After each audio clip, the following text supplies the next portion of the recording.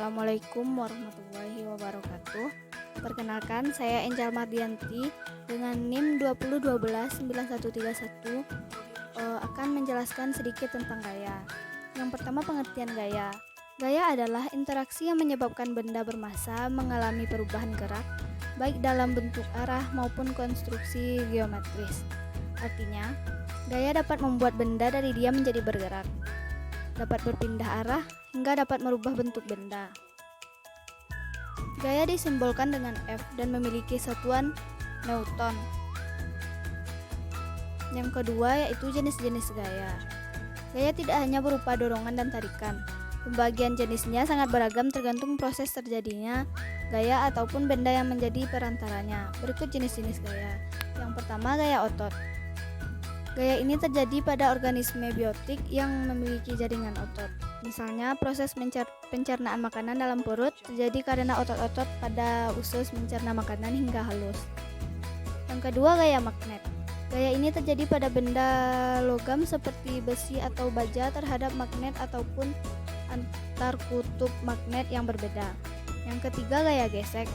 Gaya ini terjadi akibat sentuhan benda satu dengan benda yang lainnya. Gaya gesek bisa menimbulkan perlambatan pergerakan.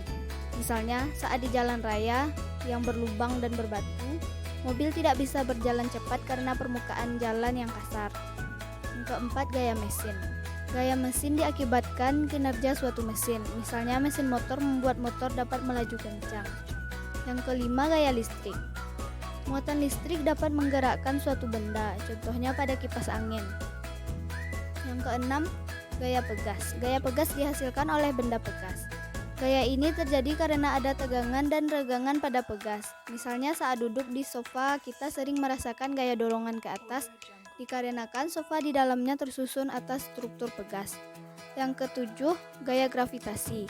Gaya yang dihasilkan bumi yang menarik benda bermassa. Contohnya buah jatuh dari pohon. Yang ketiga yaitu sifat-sifat gaya. Yang pertama, gaya mampu mengubah arah gerak benda. Yang kedua, gaya mampu mengubah bentuk benda.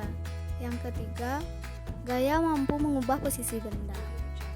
Alat yang digunakan dalam mengukur gaya yaitu dinamometer atau neraca pegat. Yang keempat yaitu hukum-hukum dalam menjelaskan gaya. Yang pertama, hukum Newton 1. Dalam hukum Newton 1 dijelaskan bahwa setiap benda akan mempertahankan keadaan diam atau bergerak lurus beraturan, kecuali ada gaya yang bekerja untuk mengubahnya.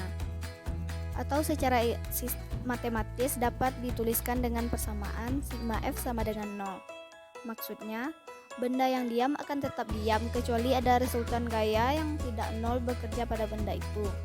Kemudian benda bergerak, tidak berubah kecepatannya kecuali ada resultan gaya yang tidak 0 bekerja padanya. Yang kedua, hukum Newton 2. Pada hukum Newton kedua ini dijelaskan bahwa benda bermassa M mengalami gaya resultan sebesar F akan mengalami percepatan A yang arahnya sama dengan arah gaya dan besarnya berbanding lurus terhadap F dan berbanding terbalik terhadap M. Atau secara matematis dapat ditulis menggunakan persamaan berikut. F sama dengan M kali A. Yang ketiga, hukum Newton 3. Hukum Newton ketiga berisi sebagai berikut. Untuk setiap aksi selalu ada reaksi yang sama besar dan berlawanan arah atau gaya dari dua benda pada satu sama lain yang selalu sama besar dan berlawanan arah. Secara matematis dapat dituliskan F aksi sama dengan min F reaksi.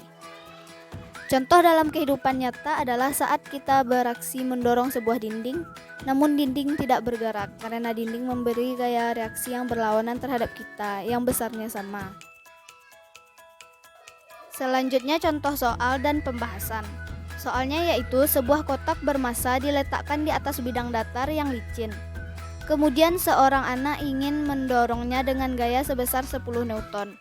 Namun ada seorang anak lain yang mendorong kotak dengan arah yang berlawanan. Akibatnya kotak menjadi tidak bergerak. Kondisi ini digambarkan pada skema berikut. Selanjutnya, berapakah gaya yang diberikan oleh anak tersebut? Penyelesaiannya yaitu Diketahui F1 sama dengan 10 Newton, positif. F2 yang ditanya, berlawanan atau negatif. Maka diperoleh perhitungan dengan menggunakan rumus sigma F sama dengan F1 tambah F2 sama dengan 0. Substitusikan F1, 10 tambah F2 sama dengan 0, maka kita dapatkan F2 sama dengan min 10. Sekian yang dapat saya sampaikan. Apabila terdapat kesalahan saya mohon maaf. Assalamualaikum warahmatullahi wabarakatuh.